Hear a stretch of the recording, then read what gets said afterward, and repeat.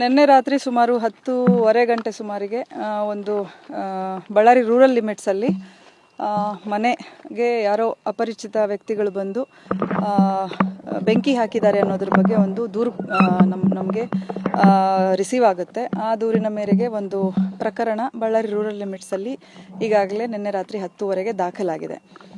So ಆ ಪ್ರಕರಣದ ತನಿಖೆಯನ್ನು ನಾವು ಕೈಗೆತ್ತಿಕೊಂಡು ಸ್ಥಳ ಪರಿಶೀಲನೆ ಮಾಡಿ ಸೋಕೋ ಟೀಮ್ ಈಗಾಗಲೇ ಸ್ಥಳಕ್ಕೆ ನಿನ್ನೆ ರಾತ್ರಿ ಒಂದು ಪ್ರಿಲಿಮಿನರಿ ಒಂದು ಅಸೆಸ್ಮೆಂಟ್ಗೋಸ್ಕರ ಬಂದಿದ್ದು, ಈಗ ಬೆಳಗ್ಗೆ ಮತ್ತೆ SOCO team in depth analysis ಮಾಡಿ ಏನು ರಿಕ್ವೈರ್ಡ್ ನಮಗೆ ಅಲ್ಲಿ ಕಂಡು ಬರ್ತಾ ಇರುವಂಥ ಎವಿಡೆನ್ಷಿಯರಿ ವ್ಯಾಲ್ಯೂ ಇರುವಂಥ ಮಟೀರಿಯಲ್ನ ಸೀಸ್ ಮಾಡುವಂಥದ್ದು ಮಾಡ್ತಾರೆ.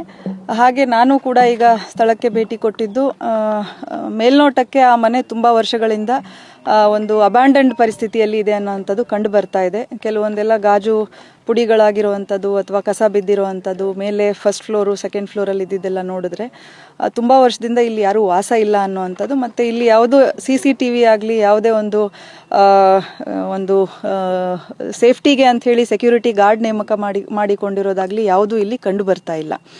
ಸೊ ಈ ಒಂದು ಏನು ಪ್ರಾಪರ್ಟಿ ಇದೆ, ತಮಗೆಲ್ಲ ತಿಳಿದಂತೆ G² ಅಂತ ಒಂದು ಲೇಔಟ್ದು ಮಾಡೆಲ್ ಹೌಸ್, ಇಲ್ಲಿ ಯಾರೂ ವಾಸ ಇರ್ತಾ ಇಲ್ಲ. ಇದು ಒಬ್ಬರು ಎಲೆಕ್ಟೆಡ್ ರೆಪ್ರೆಸೆಂಟೇಟಿವ್ ಅವರಿಗೆ ಸಂಬಂಧಪಟ್ಟಂಥದ್ದು, ನಮಗೆ ತಿಳಿದಂತೆ ಜನಾರ್ದನ್ ರೆಡ್ಡಿ ಅವರ ಫ್ಯಾಮಿಲಿಗೆ ಸಂಬಂಧಪಟ್ಟಂಥದ್ದು ಅಂತ ದೂರಿನಲ್ಲಿ ಈಗಾಗಲೇ ತಿಳಿಸಿದ್ದಾರೆ. ಸೊ ಈ ಮನೆ ಏನಿದೆ ಇಲ್ಲಿ ನಾವು ಈಗಾಗಲೇ ಇನ್ವೆಸ್ಟಿಗೇಷನ್ ಮಾಡ್ತಾ ಇದ್ದು ಒಂದಷ್ಟು ಹಂತಕ್ಕೆ ನಾವು ತಲುಪಿದ್ದೇವೆ.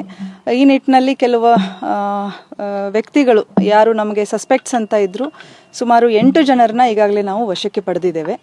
ಅದರಲ್ಲಿ 2 ವಯಸ್ಕರಿದ್ದಾರೆ, ಮೇಜರ್ಸ್ ಇದ್ದಾರೆ, ಇನ್ನು 6 ಜನ ಅಪ್ರಾಪ್ತ ಬಾಲಕರು, ಕಾನೂನಿನ ಸಂಘರ್ಷಕ್ಕೆ ಒಳಗಾಗಿರುವಂತಹ ಬಾಲಕರಿದ್ದಾರೆ. ಸೊ ಇವರನ್ನೆಲ್ಲ ಈಗಾಗಲೇ ನಾವು ವಿಚಾರಣೆ ಮಾಡ್ತಾ ಇದ್ದೇವೆ.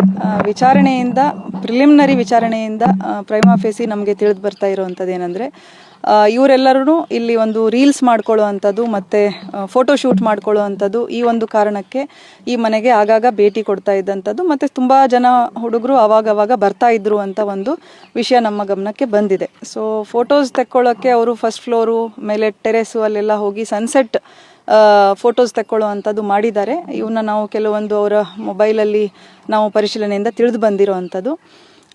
ಹಾಗೆ ಗೊತ್ತಿಲ್ಲದೆ ಅಲ್ಲಿ ನಾವು ನೋಡಿದಾಗ ಸುಮಾರು ಸಿಗರೆಟ್ ಬಡ್ಸು ಮತ್ತು ಕೆಲವೊಂದು ಬೆಂಕಿ ಪೊಟ್ಣಗಳು ಅಲ್ಲಿ ಎಲ್ಲ ಅಲ್ಲಲ್ಲೇ ಬಿದ್ದಿರೋ ಅಂಥದ್ದಿದೆ. ಸೊ ಅಲ್ಲೇ ಬಿದ್ದಿರೋವಂಥ ಬೆಂಕಿ ಪೊಟ್ಣ ಒಂದು ಅಪ್ರಾಪ್ತ ಬಾಲಕ, ಅದರಲ್ಲಿ ಗೊತ್ತಿಲ್ಲದೇನೆ ಅಲ್ಲಿ ಏನೋ ಒಂದು ವಸ್ತುವಿಗೆ ತಾಕ್ಸಿರೋ ಅಂಥದ್ದು, ಆಟ ಆಡ್ತಾ ಆಗಿರುವಂಥದ್ದು ಮೇಲ್ನೋಟಕ್ಕೆ ಕಂಡು ಬರ್ತಾ ಇದೆ. ಸೊ ಅದು ನಂತರ ಕಂಟ್ರೋಲ್ಗೆ ಸಿಗದೆ ಅದು ಎಲ್ಲ ಕಡೆ ಇದ್ದಂತಹ ವಸ್ತುಗಳಿಗೆ ಸ್ಕ್ಯಾಟರ್ ಆಗಿ ದೊಡ್ಡ ಪ್ರಮಾಣದಲ್ಲಿ ಬೆಂಕಿ ತಾಗಿರುವಂಥದ್ದು ಆಗಿರ್ಬೋದು. ಬಟ್ ಇನ್ನೂ ಇದರಲ್ಲಿ ನಾವು ಇನ್ನೂ ಡೆಪ್ತ್ ಅನಾಲಿಸಿಸ್ ಮಾಡ್ತೇವೆ, ಇನ್ನೂ ಟೆಕ್ನಿಕಲ್ ಡೀಟೇಲ್ಸ್ ತಗೊಳ್ಳೋ ಅಂಥದ್ದಿದೆ. ಹೆಚ್ಚಿನ ವಿಷಯ ಸಂಗ್ರಹಣೆ ಮಾಡಿ ಮುಂದಿನ ನಮ್ಮ ಒಂದು ಇನ್ವೆಸ್ಟಿಗೇಷನ್ನ ಕಂಟಿನ್ಯೂ ಮಾಡ್ತೀವಿ.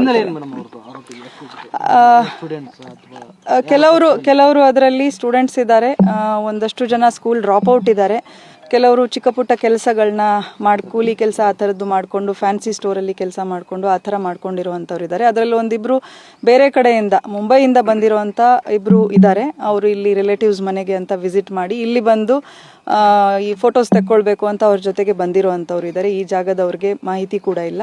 ಸೊ ಈ ಥರದೊಂದು ಬ್ಯಾಕ್ಗ್ರೌಂಡ್ ಇರುವಂಥ ಮಕ್ಕಳು ಇಲ್ಲಿವರೆಗೆ ನಮ್ಮ ಇನ್ವೆಸ್ಟಿಗೇಷನ್ ಯಾವುದು ಸೋಫಾರ್ ಏನೂ ಇಲ್ಲ. ಅವರ ಪೇರೆಂಟ್ಸದ್ದು ನಾವು ಬ್ಯಾಕ್ಗ್ರೌಂಡ್ನ ಅನಾಲಿಸಿಸ್ ಮಾಡಿದ್ದೇವೆ. ಯಾರು ಆ ಥರ ಗುರುತಿಸಿಕೊಂಡಂಥವ್ರು ಇಲ್ಲ. ಎಲ್ಲ ಹೆಚ್ಚು ಕಮ್ಮಿ ಆಟೋ ಡ್ರೈವರ್ಸು, ಈ ರಿಕ್ಷಾ ಇದ್ರದ್ದು ಗೂಡ್ಸ್ ಡ್ರೈವರು ಆ ಥರದ್ದು, ಆಮೇಲೆ ಕೂಲಿ ಕೆಲಸ ಮಾಡುವಂಥವ್ರು ಎಲ್ಲ ಇದ್ದಾರೆ. ಇನ್ನೂ ನಾವು ಪರಿಶೀಲನೆ ಮಾಡಬೇಕು. ಯಾವುದನ್ನು ನಾನು ಟೋಟಲಿ ರೂಲ್ ಔಟ್ ಅಂತ ಮಾಡೋದಿಲ್ಲ, ಬಟ್ ಇನ್ನೂ ಹೆಚ್ಚಿನ ಪರಿಶೀಲನೆ ಅಗತ್ಯ ಇದೆ. ಮೇಲ್ನೋಟಕ್ಕೆ ನಮಗೆ ಇದು ಯಾವುದು ಇಂಟೆನ್ಷನಲ್ ಇಲ್ಲ ಅನ್ನುವಂಥದ್ದು ಕಂಡು ಬರ್ತಾ ಇದೆ.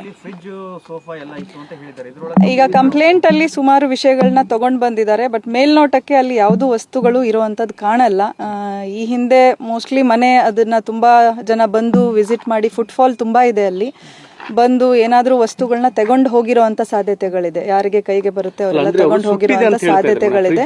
ಸುಟ್ಟಿರೋ ಅಂಥದ್ದು ಯಾವುದು ನಮಗೆ ಅಲ್ಲಿ ಐಟಮ್ಸ್ ಕಾಣ್ತಾ ಇಲ್ಲ. ಸುಟ್ಟಿರೋ ಅಂಥದ್ದು ಮೇಜರ್ ಆ ಥರ ಇದ್ದಿದ್ರೆ ಅಲ್ಲಿ ಅಟ್ಲೀಸ್ಟ್ ಅದ್ರದ್ದು ರೆಮಿನೆಂಟ್ಸ್ ನಮಗೆ ಸಿಗ್ತಾ ಇತ್ತು. ಆ ಥರದ್ದೇನು ಕಂಡು ಬರ್ತಾ ಇಲ್ಲ.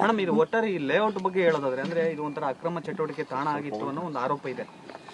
ನೋಡಿ, ಈ ವಿಷಯ ನಿನ್ನೆನೂ ಚರ್ಚೆ ಮಾಡಿದ್ದೀರಾ. ನಾನು ಕೂಡ ನಮ್ಮ ಪೊಲೀಸ್ ಬ್ರೀಫಿಂಗ್ ಅಲ್ಲಿ ಅದನ್ನೇ ಹೇಳಿದ್ದೇನೆ. ನಾವು ಇನ್ನು ಮುಂದೆ ಕಠಿಣ ಕ್ರಮ ತಗೊಳ್ಳುವಂಥದ್ದು ಮಾಡ್ತೇವೆ.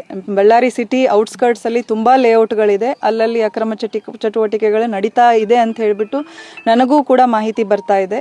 ನಾವು ಹೆಚ್ಚಿನ ಗಸ್ತು, ರಾತ್ರಿ ಗಸ್ತು ಇರ್ಬೋದು, ಈವ್ನಿಂಗ್ ಟೈಮಲ್ಲಿ ಗಸ್ತು ಮಾಡುವಂಥದ್ದಿರ್ಬೋದು, ಇಂಥ ಜನ ಓಡಾಡುವಾಗ ಯಾರು ಇಂಥದ್ದು ಮಾಡ್ತಾರೆ, ಅಬ್ಯಾಂಡನ್ಡ್ ಪ್ಲೇಸಸ್ ಇರ್ಬೋದು, ಲೇಔಟ್ಗಳಿರ್ಬೋದು, ಅಪ್ಕಮಿಂಗ್ ಲೇಔಟ್ಗಳು, ಅಲ್ಲಿ ಹೆಚ್ಚಿನ ಪೊಲೀಸ್ ಪ್ರೆಸೆನ್ಸ್ ನಾವು ಎನ್ಶೂರ್ ಮಾಡಿಕೊಂಡು ರೌಂಡ್ಸ್ ಮಾಡ್ತೀವಿ. ಇದೆಯಾ ಅಥವಾ ಇಲ್ಲ ಅಂತ ರೂಲ್ ಔಟ್ ಮಾಡೋದು ಕಷ್ಟ ಆಗುತ್ತೆ. ಬಟ್ ಮೇಲ್ನೋಟಕ್ಕೆ ಅಷ್ಟು ಏನು ಪ್ರಮಾಣದ್ದು ಅಲ್ಲಿ ಕಂಡು ಬರ್ತಾ ಇಲ್ಲ. ಇನ್ವೆಸ್ಟಿಗೇಷನ್ ಪಾರ್ಟ್ ಆಗಿ ನಾವು ಅದನ್ನ ಅವರು ಒಂದು ಹಾಕೊಳ್ಬೇಕಿತ್ತು ಅನ್ನೋಂಥದ್ದು ಒಂದು ನಮ್ಮ ಇನಿಷಿಯಲ್ ಇದರಲ್ಲಿ ನಮ್ಮ ಮಾತುಕತೆಯಲ್ಲಿ ಬಂದಿರುವಂತದ್ದು. ಅವ್ರಿಗೆ ನಾವು ಪರಿಶೀಲನೆ ಮಾಡಿದಾಗ ಯಾವುದು ಹಾಕಿಲ್ಲ ಅಂತ ನಮಗೆ ತಿಳಿಸಿದ್ದಾರೆ ಅವರು. ಅದು ಅವ್ರದ್ದು ಜವಾಬ್ದಾರಿ ಕೂಡ ಒಂದು CCTV ಆಗಲಿ, ಒಂದು ಪ್ರೈವೇಟ್ ಒಂದು ಗಾರ್ಡ್ ಅನ್ನ ನೇಮಕ ಮಾಡಿಕೊಳ್ಳುವಂತದ್ದಾಗ್ಲಿ ಮಾಡಬೇಕಾಗುತ್ತೆ. ಮೇಡಮ್, ಈ ಆರೋಪಿಗಳು ಎಲ್ಲಿದ್ರು ಮೇಡಮ್?